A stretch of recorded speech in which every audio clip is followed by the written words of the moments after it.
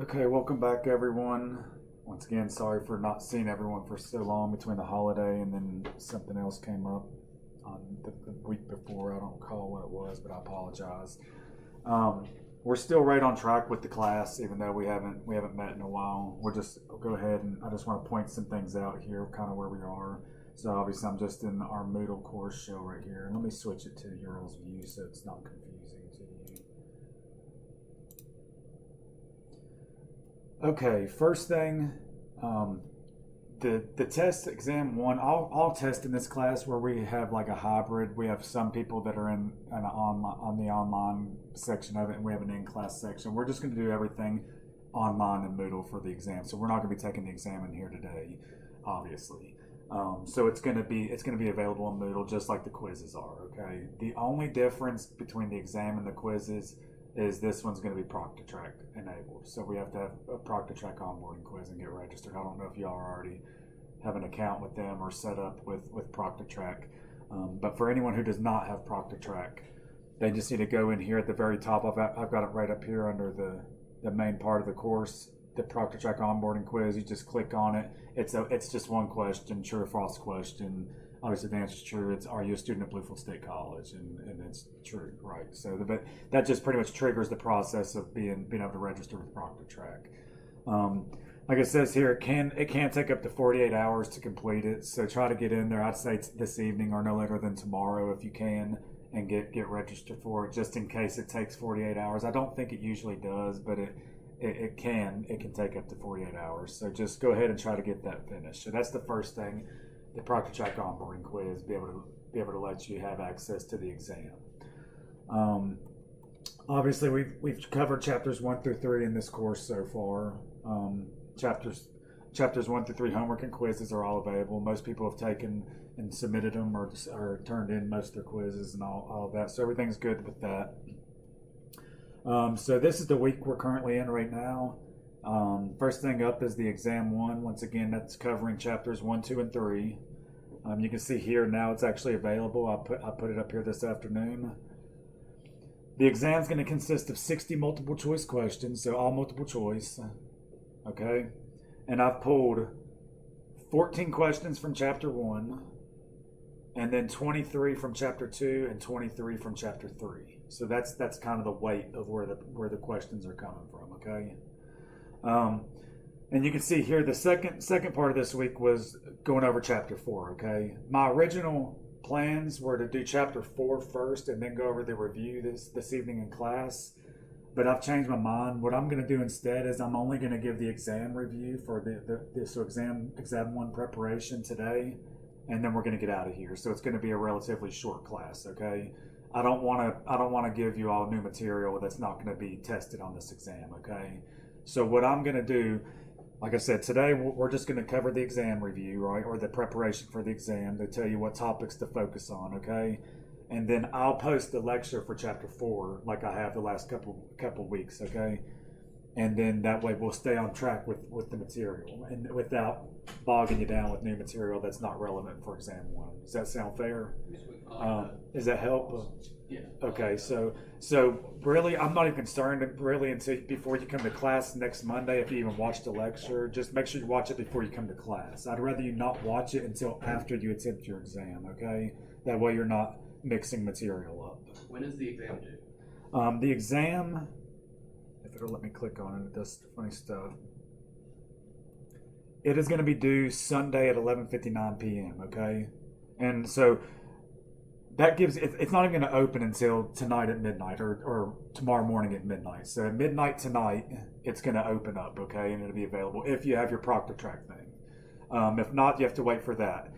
I might even extend it out till Monday. If people are having issues with ProctorTrack, if they register within the next like day or two, then I won't have a problem extending it. So I'll probably extend it till Monday. But as of now, it's Sunday. So you have plenty of time. That's when the window's available. Obviously, once you click on it, your time starts and you have one attempt.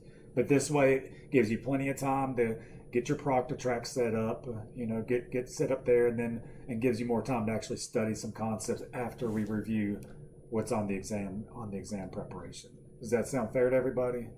Now, if for any chance, any reason anyone's having issues getting registered for Proctor Track, if you've done your part, let me know so I can take that into consideration with the time. Okay, but you need to do your part and get into Proctor Track. I don't know if, where you're a little late. We were talking. The exam in this class is going to be through Moodle, but through Proctor Track. I don't know if you're familiar with Proctor Track. So do you have to, like last year I had to kind of like register for it through 2 separate classes. Do I have to do that? I see. I don't. I'm kind of new to that. As far as if it's good for one class, it's good for the other. So I'm not sure how that works. I don't know if it's relevant to each particular course, or if you have one, you're good to go. I would assume you might be good if you have one. They Yeah. might have you in their system, but just to be safe, what I would do is just take the Proctor Check onboarding quiz, and it's Okay. located at the very That's top what of I the was very wondering. top of Moodle, and it's just a true or false one question. Answers true if you're a student at Bluefield State. Yeah. Okay, so that'll ensure that you do have your registration process complete. Okay, so just try to take that this evening or by tomorrow, and then like I said, down here will be the link for the exam. But once you have your registration, you just click on it and just same old thing like for the quizzes. Okay, um, and you're gonna have 75 minutes to do 60 questions. Okay, that's the time limit. So it's roughly a minute and 15 seconds per question. But some shouldn't take you very long at all, and others might. You know how? I mean, you're used to taking tests by now. So that's long and short there. And I was telling them, I don't know if you caught this. I'm not going to start chapter 4 in class today. I'm going to shoot it in a lecture and post it. That way, y'all can watch it after you've attempted exam 1. Okay, so everyone cool on where we're at, Proctor Track onboarding, where we're at in the class, and you're ready to get into the exam preparation. Okay, so be able to tell me what CPAs are mainly responsible for providing. Okay, so CPAs meaning certified public accountants. So just be able to tell me what the main stuff that they do is for as far as the CPA goes. And if at any time you need me to slow down during this review, just let me know. Or if you need something repeated, just let me know.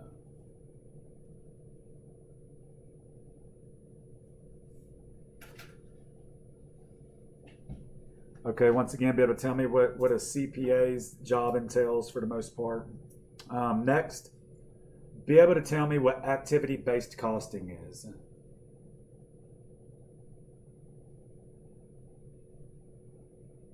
So once again, be able to tell me what activity-based costing is.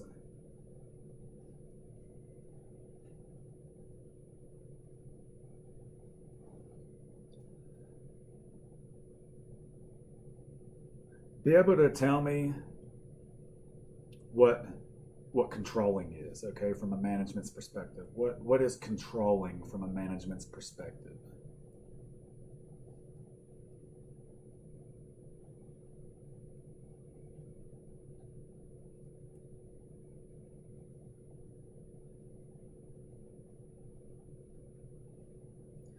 Be able to tell me what the main reason that managerial reports are prepared for.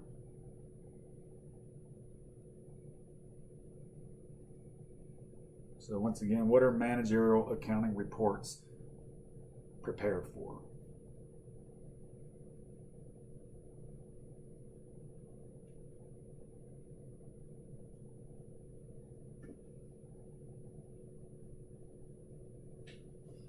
Next, be able to tell me what the controller of an organization would normally participate in as far as like what type of activities a controller of a company would participate in.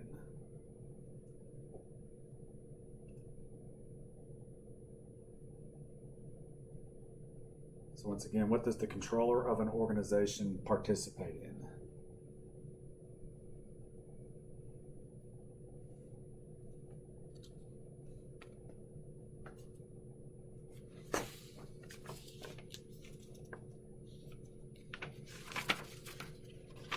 Okay, next, be able to tell me what planning is in terms of management.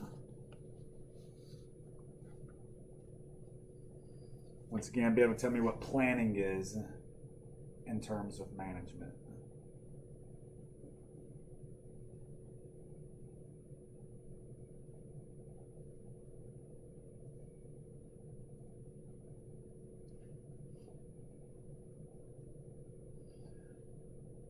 Okay, next, be able to tell me what the overall or the primary objective of managerial accounting is.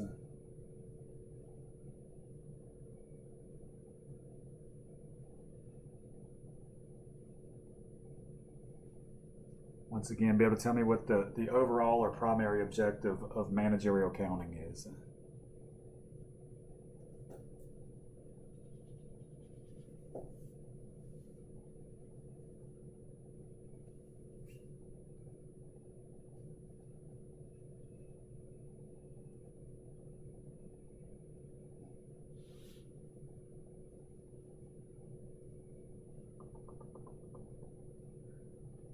Next one kind of goes along with the same thing there. It's still under the same thing of objectives of managerial accounting, so just be solid on that.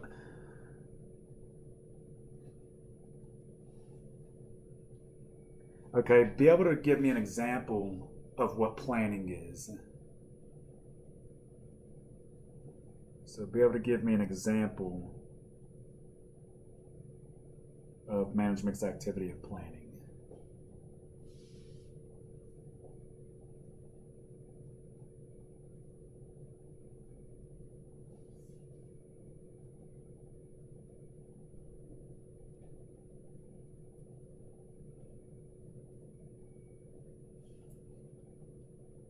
Okay, next, be able to give me an example of a value added activity.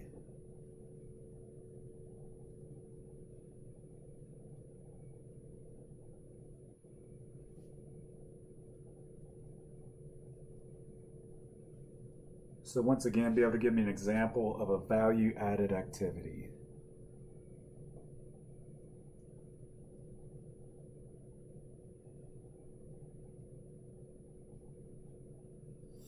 Okay, be able to tell me what financial accounting is for. What is the purpose of financial accounting?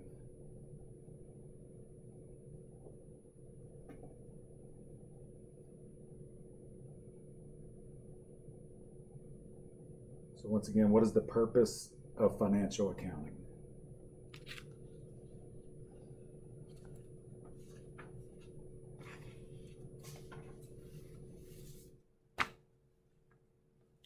Okay, and if I give you some statements about managerial accounting, be able to pick out what's true and what's not true of it. Okay, so that's another one. So just be able to know if you have some examples or some statements about managerial accounting, be able to decipher between what's true and what's not true.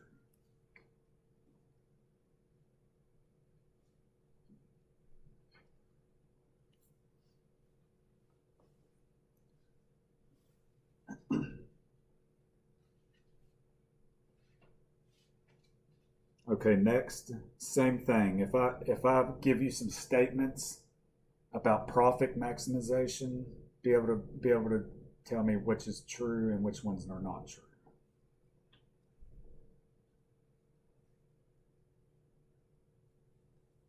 So once again, be able to tell me if certain statements about profit maximization is true or not true.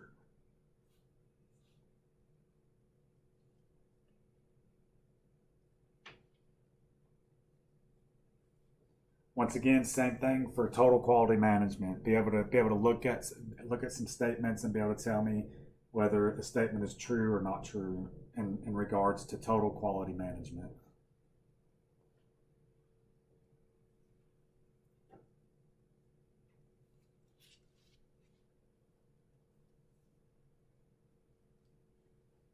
Everyone moving at a good pace here. I'm not going too fast for anybody.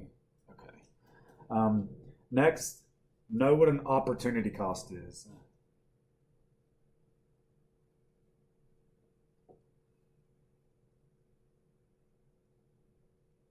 Once again, know what an opportunity cost is.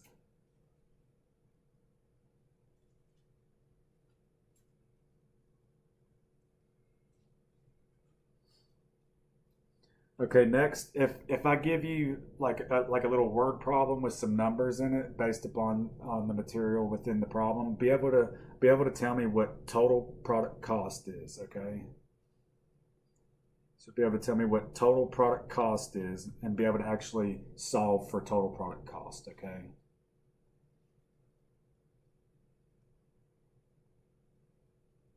I'll go ahead and I'll give you the formula while we're at it. Okay. So total product cost. Does anyone remember off the top of their head what it is? Direct materials, direct labor, factory overhead. Yep. So that's how you some of those three items will give you total product cost. Okay. So once again, be able to calculate total product cost within a problem. Everyone good for me to move on?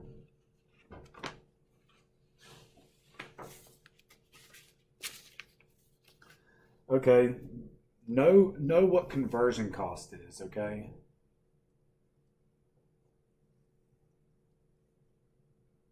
Once again, be able to tell me what conversion costs are.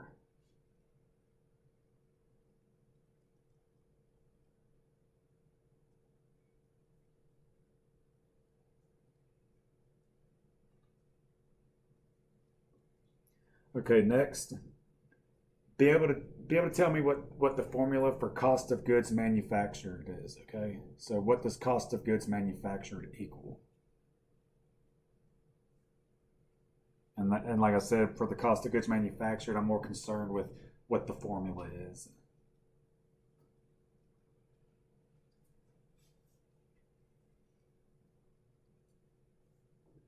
Okay, next, be able to tell me what cost of goods sold is.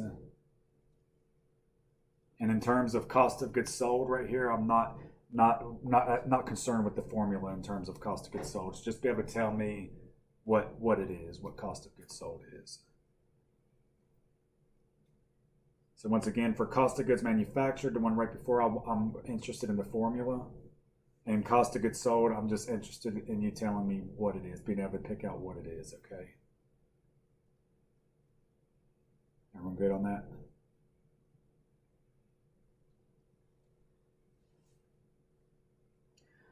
Be able to tell me what two major functional categories that costs are subdivided into.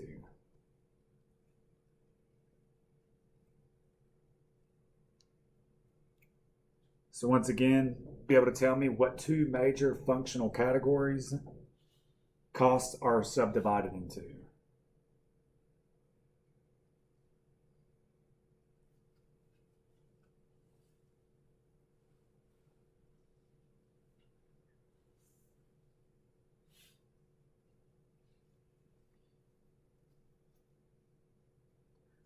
Okay, be able to tell me what type of a cost that direct labor is.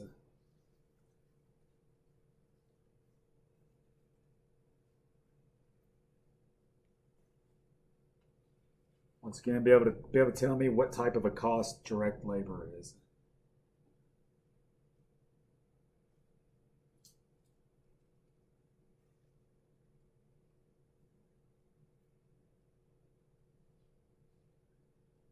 Okay.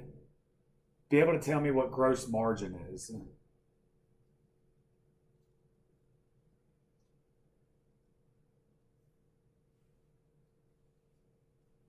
So once again, be able to tell me what gross margin is.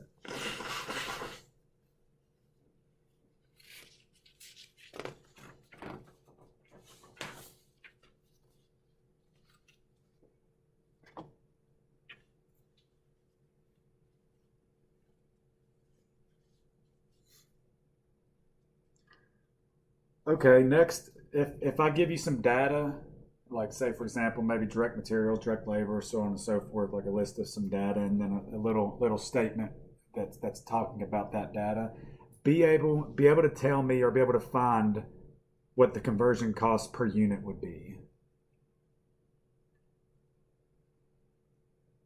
So given some data within a problem, be able to calculate what the conversion cost per unit would be.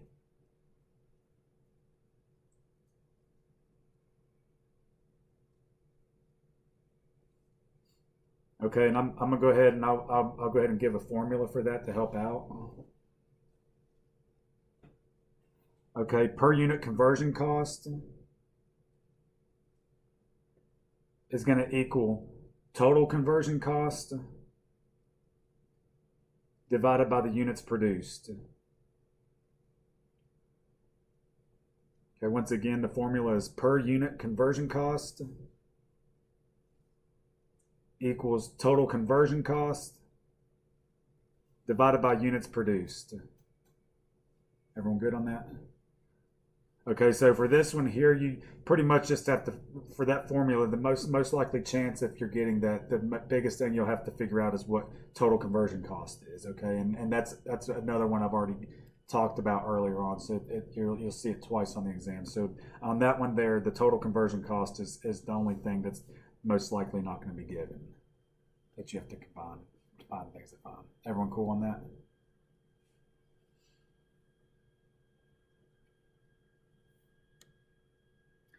Okay, be able to tell me what the three categories of income statement expenses are for a manufacturing firm.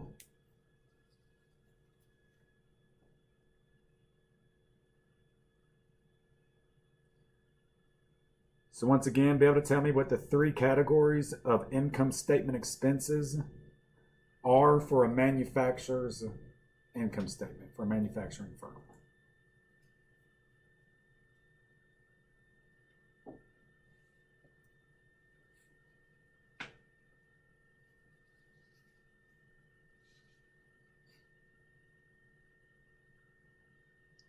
Okay, next, be able to tell me what operating income equals.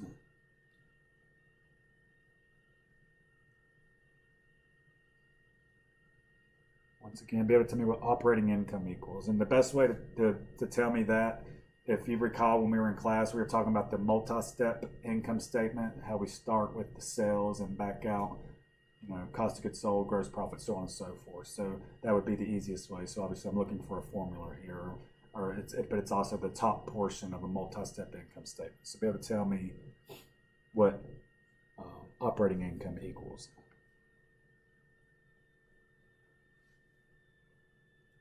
Next, be able to tell me what a period cost is.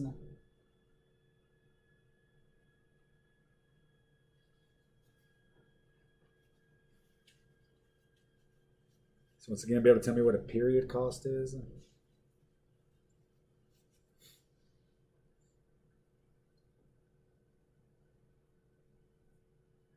Next, be able to tell me what a prime cost is.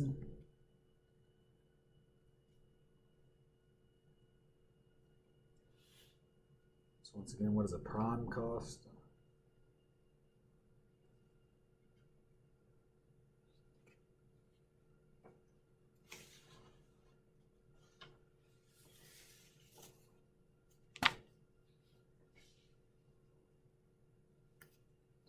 Be able to tell me what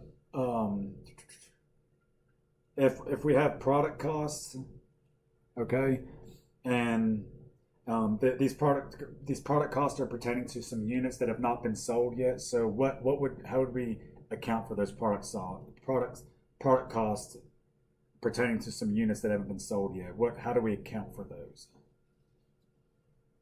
How would they be reported?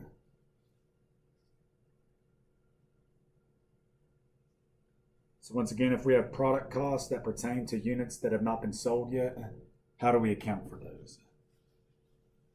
Or how would they be reported on the financial statements?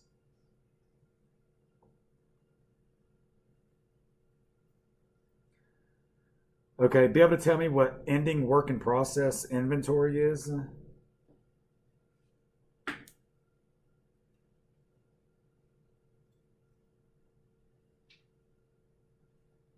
Once again, be able to tell me what ending work in process inventory is?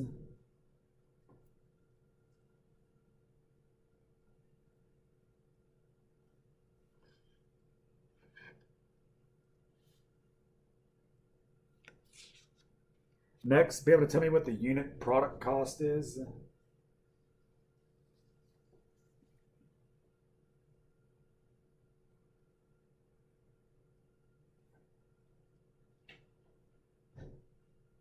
So once again, be able to tell me what a unit product cost is?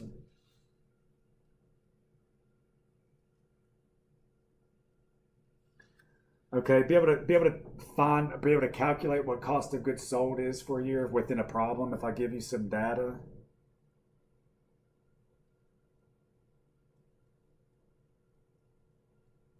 So if I give you some data, be able to tell me what the cost of goods sold for a month would be.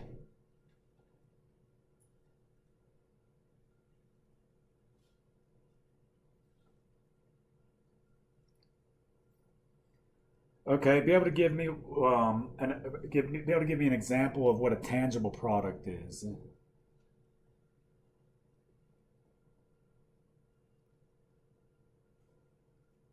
So be able to give me an example of a tangible product.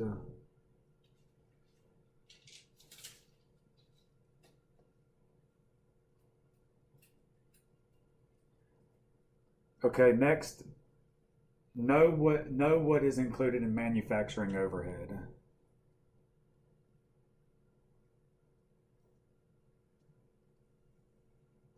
So be familiar with what items are included in manufacturing overhead.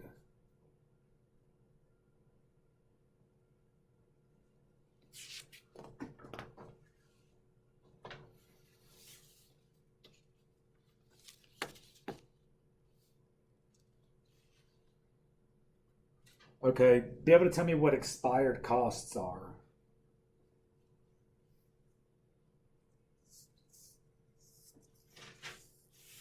So once again, be able to tell me what expired costs are.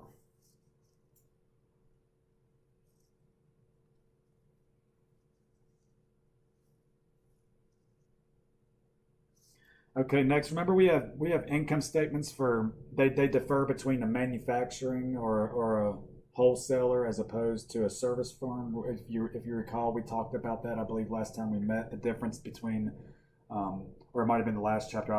It's kind of blurring together now, but there's a difference between an income statement of a manufacturing firm and that of a service firm. Okay, so be able to tell me what the difference is for a services firm's income statement. What item would not be presented on a service firm's income statement that you would find on a manufacturing firm's income statement?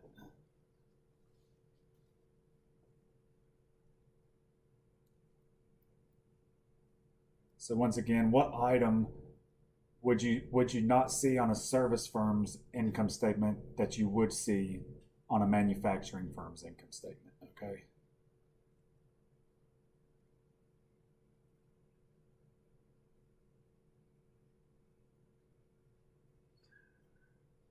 Okay, be able to describe what an indirect cost is.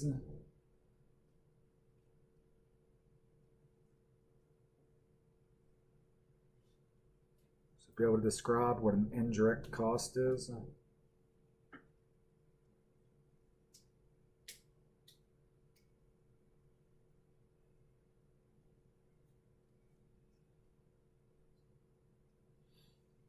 Okay, next, if I give you all like a snapshot of an income statement, okay, and we know we have gross sales, less cost of goods sold gives us gross profit, all so on and so forth. Be able to tell me what a percentage of that income statement line is as opposed to overall sales revenue. If you recall, we talked about, remember, sales revenue is 100% of sales revenue, right?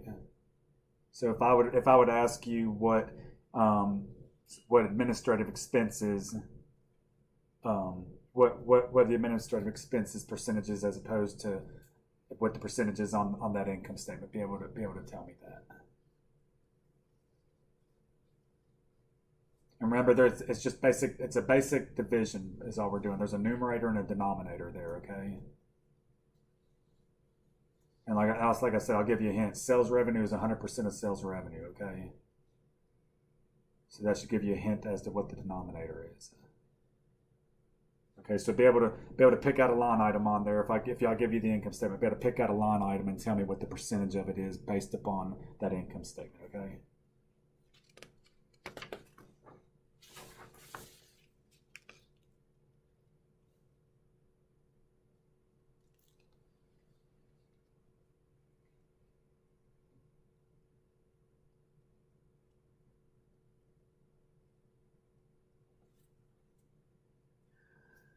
Okay, next, if I give you a problem, be able to find total variable utility cost. Okay, if I give you that, so obviously there's going to be a formula we have to know.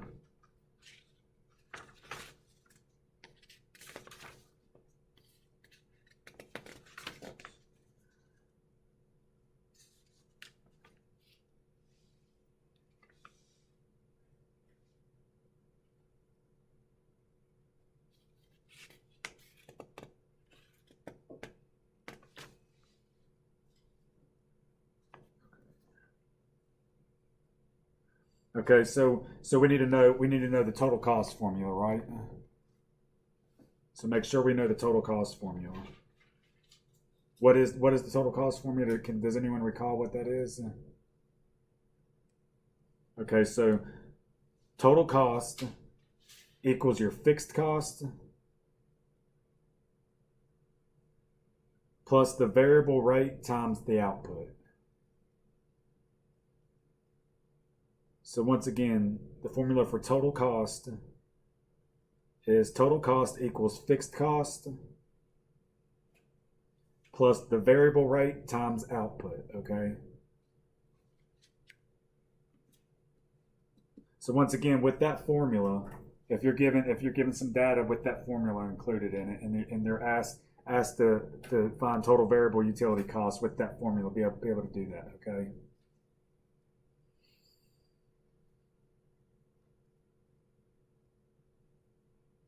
Okay, same thing based upon total cost formula. Be able to find the actual total cost instead of just the variable cost.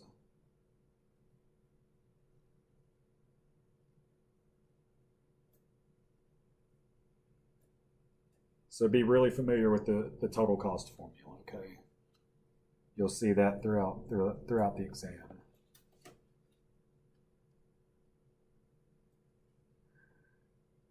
Okay, next, be familiar with the high-low method.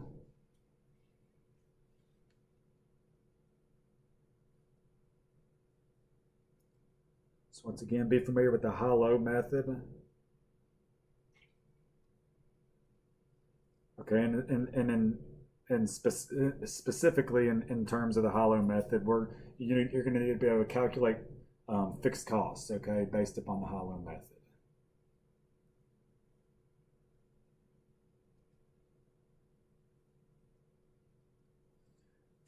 Okay, and if you recall, this is kind of a two-step process that we had to go through the high-low method. So I'm gonna give you a little pointers here. So the first thing, obviously, you have to find the variable rate. Okay, is what we have to find is the variable rate.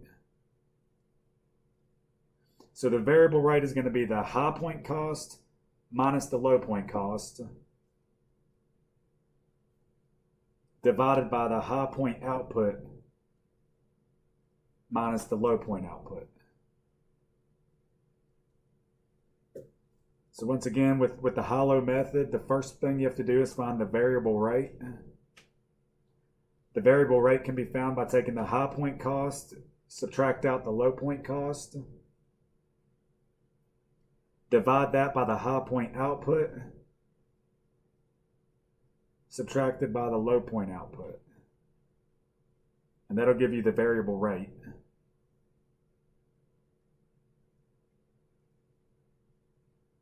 Okay, and then for the fixed cost, that would be the total cost at the high point minus the variable rate times output at the high point. So once again, the second part, once you find the variable rate, the fixed cost, you'll take the total cost at the high point and subtract the variable rate times the output at the high point.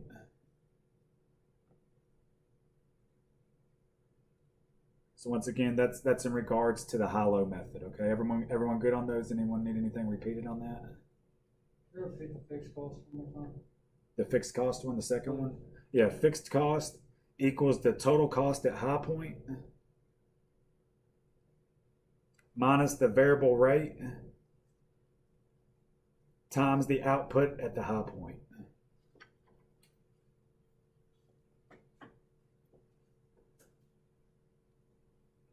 Once again, fixed cost equals the total cost at high point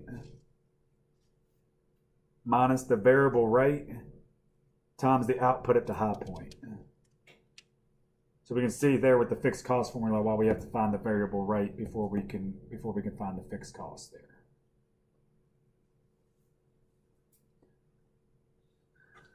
Okay, so everyone's good on that?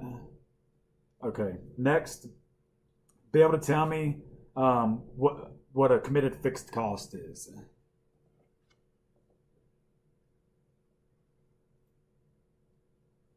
and particularly what an example of a committed fixed cost would be. So if I give you some items, be able to tell me what a committed fixed cost would be.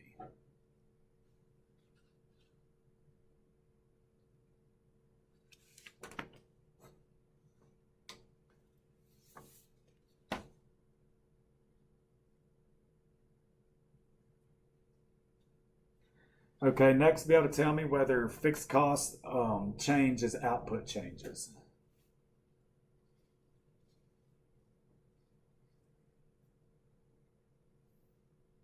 So be able to tell me whether or not fixed costs are affected with the level of output as it changes.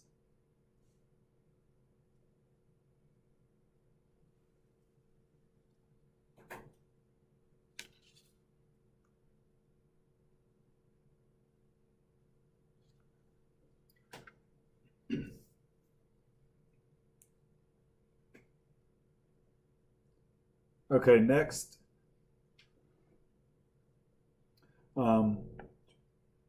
Which costing method for external reporting is required by GAAP, or generally accepted accounting principles. So what does GAAP require for external reporting as far as the costing method goes? So once again, which costing method does generally accepted accounting principles require for external reporting?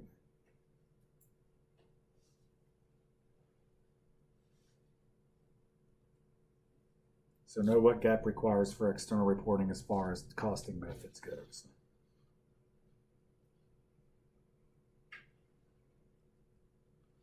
Okay, next, if I give you a list of some cost of materials, so I'm like, say if I give you like a number of items produced, and then give you the total cost of those items, the total cost of materials to produce those items. If I give you a list of those items, be able to tell me the cost behavior of the material cost. Okay, so if I give you a list of some cost of materials on one side, give you the number of the items produced, on the other give you the total cost of each of the relevant materials to produce those items, be able to tell me the cost behavior of the material cost. Meaning, is it going to be variable, committed, fixed, so on and so forth. Okay. So just know the cost behavior of the materials there, just from some data being presented. Sorry, I can't talk.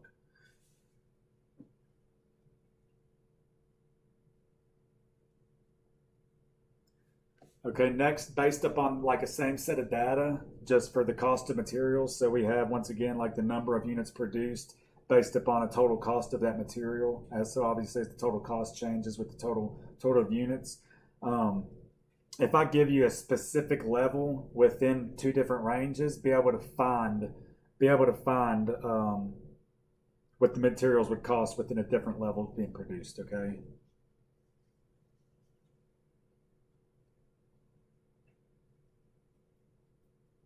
And I'm going to give y'all a hint on this, okay?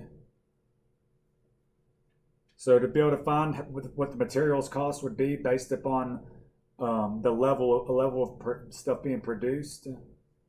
So in order to get the rate of change based upon the level of output, the numerator is going to be the total cost of materials. Your denominator is going to be the number of units produced, okay?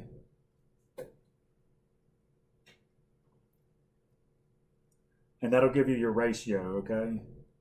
Or your percentage, I'm sorry, your percentage that you need to apply to the given amount, if that makes sense. Okay, so if I give you the two sets of data in terms of the cost of materials to the total amount produced, then there's your numerator and denominator, and that'll give you your rate that you have to multiply by what you're trying to find. Make sense?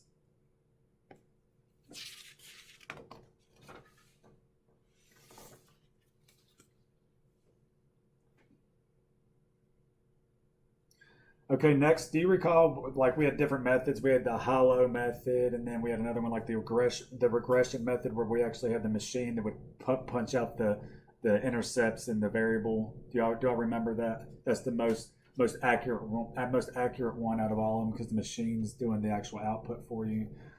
Okay, so that's through the regression program, right? Okay, so know what the coefficients shown by the regression program stand for.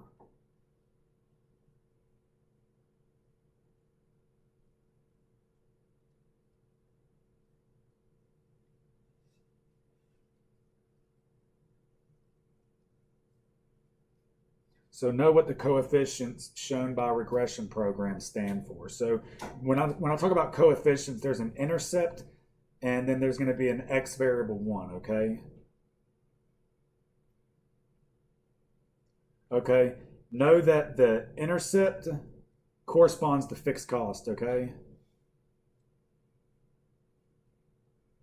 Remember, this is all on that chart. Remember, we want to look for the cost behavior when we see stuff that could either go up or flatten out and all that stuff on these charts. So the intercept corresponds to fixed cost, okay? The slope corresponds to the variable rate.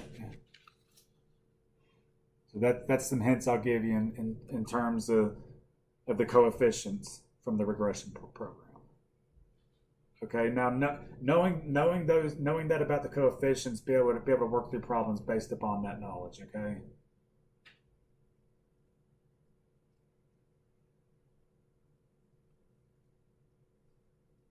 So if I give you like a stuff given to you by a regression program, and you have like the electricity costs or machine hours for different months, so on and so forth. And then you have the coefficients by the regression program, your intercept and the variable unit. Be able to calculate what the variable rate of electricity cost would be, or what the fixed cost of electricity would be based upon that information given from a regression model. Everyone cool? And does that make sense to everybody? What I'm asking for?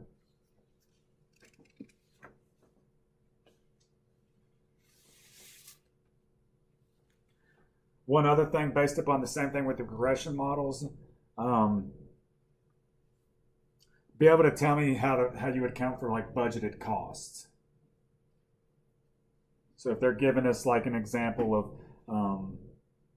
they assume so many hours will be used in the following month if we're budgeting for something, what the budgeted cost will be able to find that budgeted cost based upon that same type of data.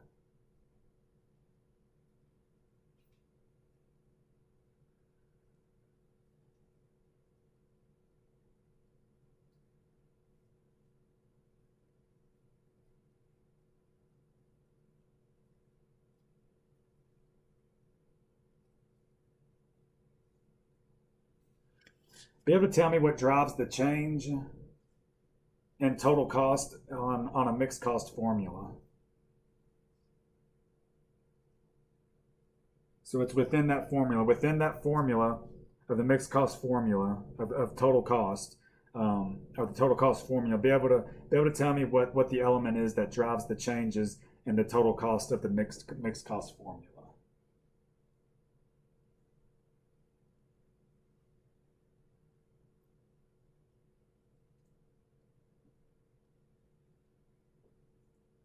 Everyone good on that? Maybe repeat it. Oh, good. Okay, next, be able to tell me what step costs are.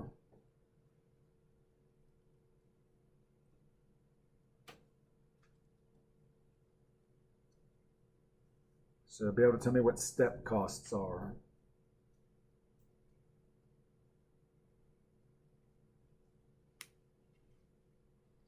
Next, be able to tell me what the relevant range is.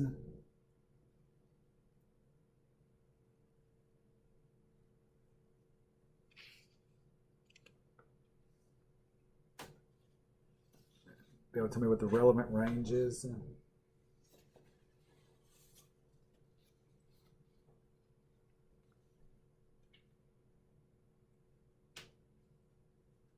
Okay, and once again, with the total cost formula, like I said, there's going to be a lot of questions we see with that being relevant to it. So within the total cost formula, be able to tell me what the independent variable is in it. So be able to tell me what the independent variable is in the total cost formula?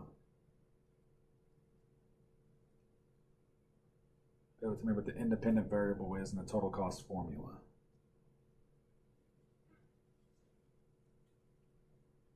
Also, be able to tell me what the dependent variable is in the total cost formula.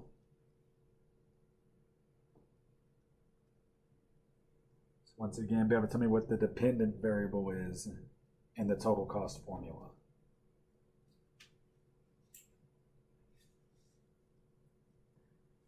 And one more with the total cost formula, be able to tell me what the variable rate is within the total cost formula.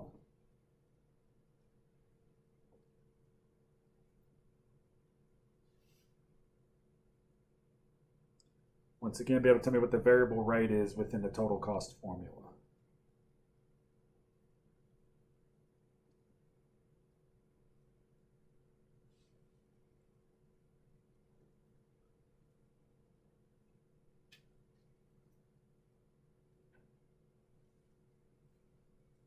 Okay, next, be able to tell me a little bit about the difference between inventory cost from absorption costing as opposed to variable costing.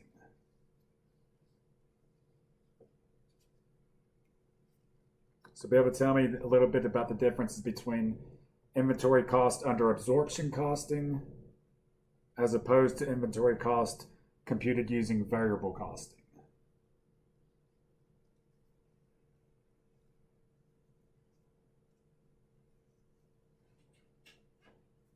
And I'll give you a key there.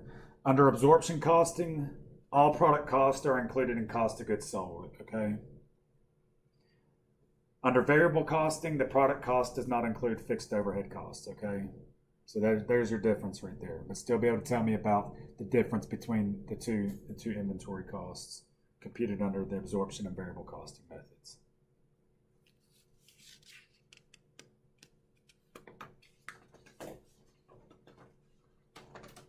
Once again, be familiar with what the relevant range is. We already talked about that.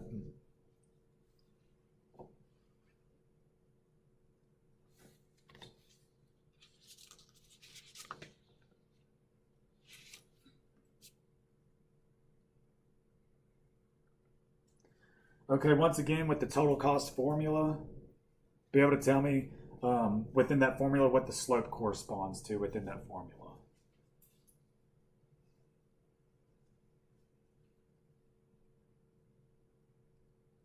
So once again, what does the slope correspond to within the total cost formula?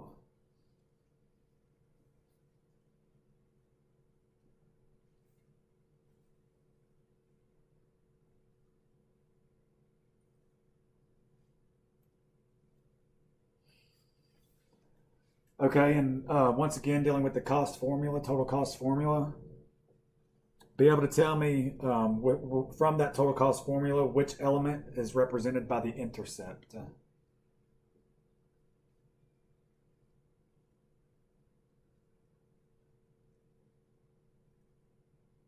So once again, in the cost formula, which element is represented by the intercept?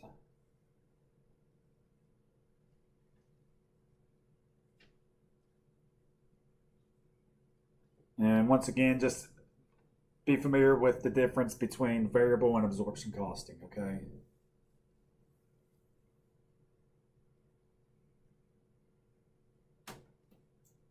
So know the difference between variable and absorption costing.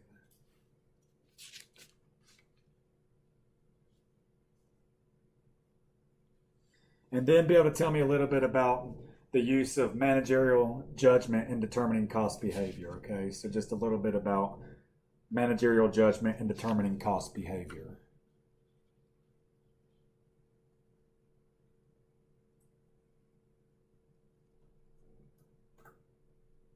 So once again, be able to tell me a little bit about the use of managerial judgment in determining cost behavior.